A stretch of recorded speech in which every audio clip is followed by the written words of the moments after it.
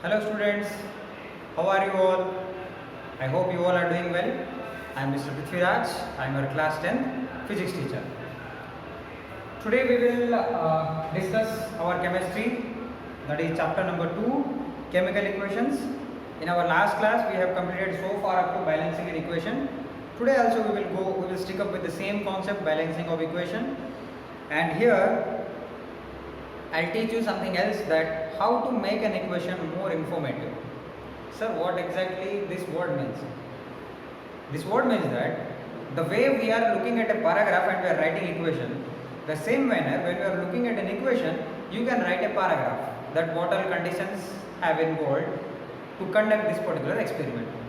So while writing an equation also, we can make it more and more informative. How we will make it more informative? Let us see. Let me write here some points. Making chemical equations more informative.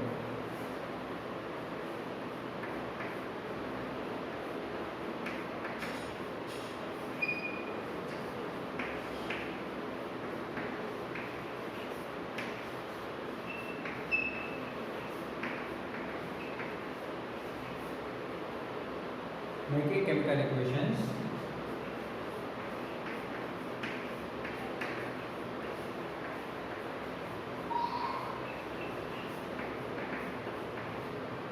more informative.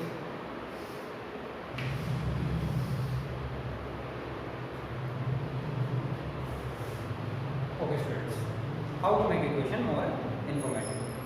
It will be easy. Okay, so let me write here first some points. That first we will integrate physical state.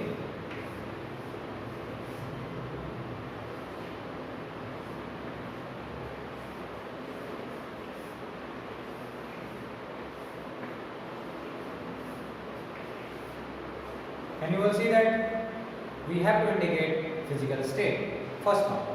Second, heat changes.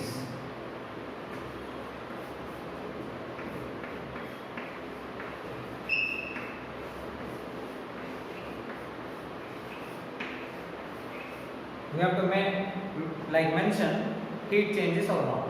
What is heat changes? Exothermic or endothermic process. We will denote it with delta symbol. The symbol called delta. This symbol we will give. On reactant side, if temperature has been introduced, then you will give delta symbol on the reactant side, but that is on left. If you are giving, if product side heat evolved, then you will place the same symbol on product side. Got it? Okay. Then what is our third one? Gas evolved. Gas evolved. And the fourth point is your precipitate form. Is your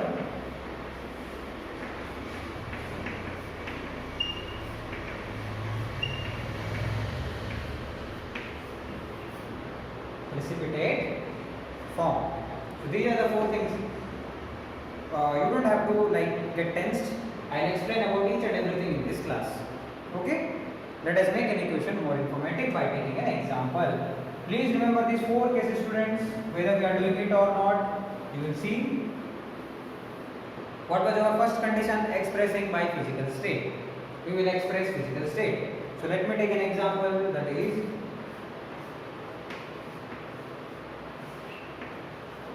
Fe2O3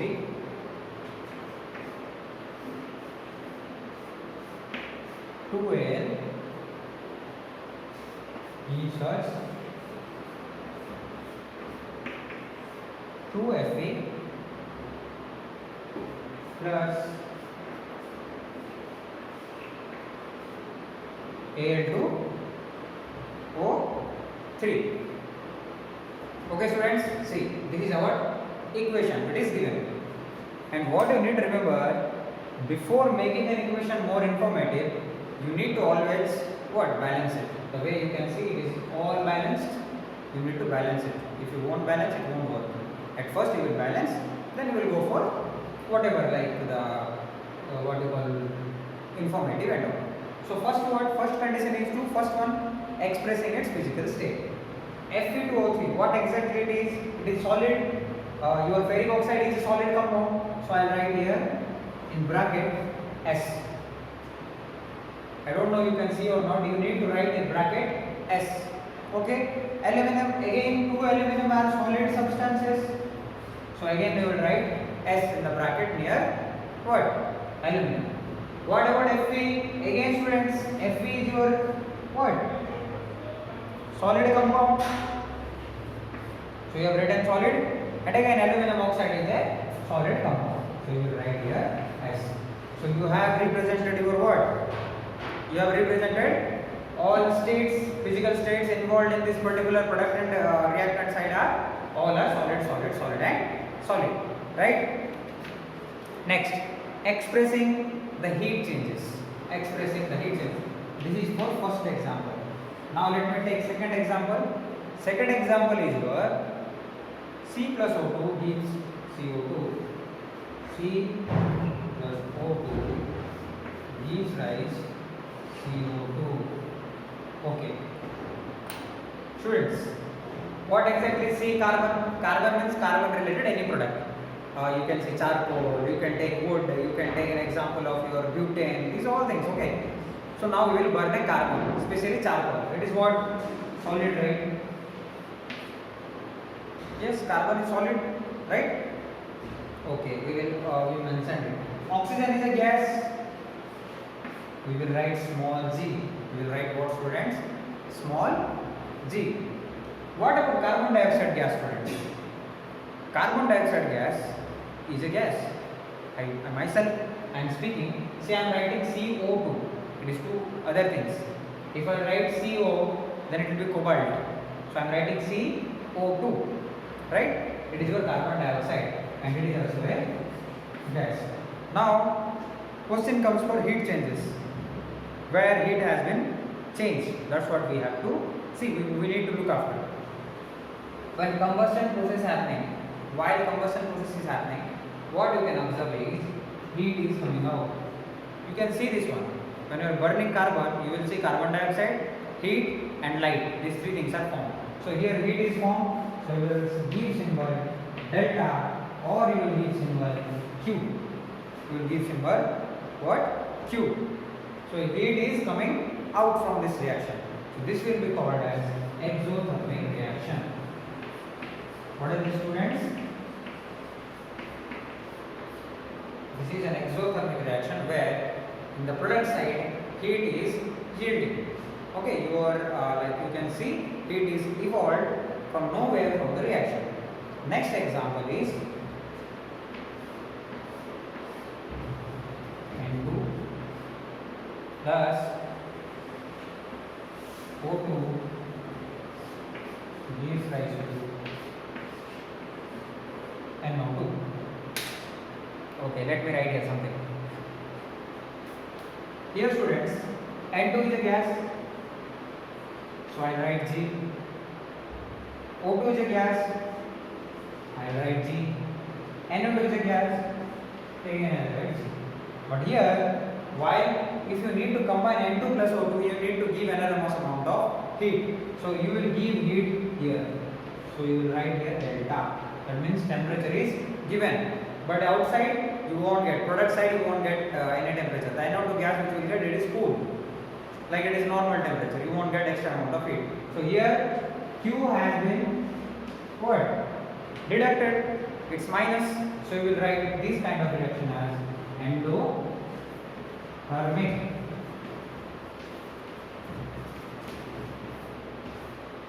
You will give it as endothermic reaction. I hope you all can see, students. This is your endothermic reaction. This is your exothermic reaction. Exothermic reaction means in a reaction heat is coming out. Endothermic reaction means in a reaction heat is what? Heat is like used to conduct the carry out the reaction. Heat is used. These are the two examples which you need to see. And our third case is what?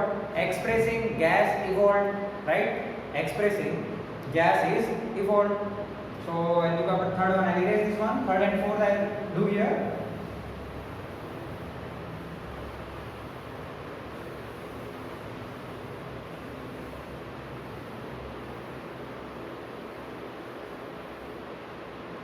So on the fourth case, students, expressing the gas evolved.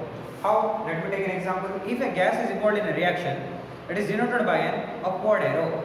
If a gas is evolved, students, you need to denote it by giving a upward arrow. So let me write here one example. Zinc plus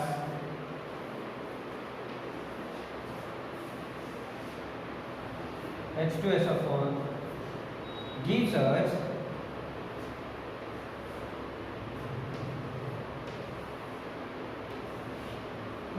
zinc sulfate plus H2. Zinc is solid. Let me write here solid. What about H2SO4? H2SO4 is aqueous. Students, why I am writing aqueous, not liquid? The thing by nature which is liquid. If you are writing water, you will write is a liquid. If you are writing bromine, you will write liquid. If you are writing mercury, you will write liquid. But here H2SO4 I am writing aqueous because here I have added water. The compound which is mixed, a solution in water, like solute in water, that compound you will be stated as AQ, aqueous. And I hope the arrow mark we didn't give anything. Now we see ZnSO4, zinc sulfate is a solid compound, but you are getting it in aqueous form because it is salt, right? It is a kind of salt, so it will be dissolved inside water, and you are getting H2. H2 is what? It is a gas. It is a gas, and it is evolved out of nowhere. Out of nowhere, H2 gas is evolved. So here you will give a symbol upward arrow near H2 because that will come out from that reaction. Suppose you have taken two beakers where you have conducted the experiment. From that experiment, the H2 will be evolved. Okay? Okay. Next, expressing precipitate form. Expressing precipitate form. Students, it is not mandatory to mention everything. If heat is used, you can like easily represent. But physical state is mandatory because everywhere, whenever you are writing a chemical reaction, you are using chemicals. You write elements, compounds you are using. So in that case, you people need to what? Write its physical state. Now it is the last one, expressing precipitate form. If precipitate is formed in the reaction, it is denoted by downward arrow. It is denoted by what, students? Downward arrow. Let us take example of AgNO3. AgNO3. Okay. Kept in sunlight.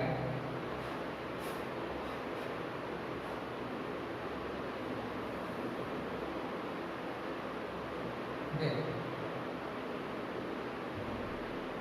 Next with sodium chloride.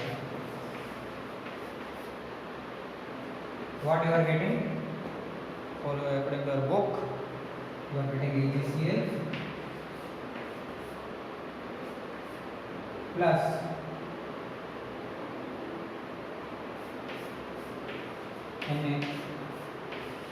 NaNO3. Here I have done wrong purposefully. What? By writing C a small letter. You should never write C in small letter. You should always keep it in capital letter. Because chlorine is a compound. C should be capital. So this is what your compound. AgNO3 is your silver nitrate. Silver nitrate is aqueous. Silver nitrate is aqueous. Then NaCl. NaCl means what? Salt water, students. It is also aqueous. But here you got AgCl, which is solid. A solid compound came out of nowhere from two liquid compounds. We have added two liquids, but one solid compound came out. This is what your precipitate, and it will be given a downward arrow mark. Here you have to give downward arrow. Okay? Downward arrow mark. And last one is NaNO3, that is your aqueous. This is your water only. So this is also aqueous. That is also aqueous. This is solid and that is aqueous. So students, This is what we have learned. We have learned about four conditions here. First, we need to write the physical states of the compounds which are encapsulated in the reaction. Second, we need to express any heat changes. If heat is huge, then you will give delta symbol here. If heat comes out, you will give delta symbol at last. That one we have used, we have learned. And expressing the gas revolt. If any gas revolt, please mark it with a what? Upward arrow mark. That one we have learned. And about what? Expressing precipitate form. If precipitate is formed inside a reaction out of nowhere, then you will give a downward arrow mark beside that precipitate which is formed. Precipitate is nothing but a solid which comes out from a reaction where you have not taken any solid. You have taken two solids, then solid will come, it is something else. But you have taken two liquids, but out of nowhere a solid floating over it, then you will call it as a precipitate. So this is the end of our lesson. In our next class, we will learn about interpreting a balanced chemical equation and how can we interpret it, and we will learn a new concept called what STP related issues, standard temperature and pressure related problems. So until then, bye.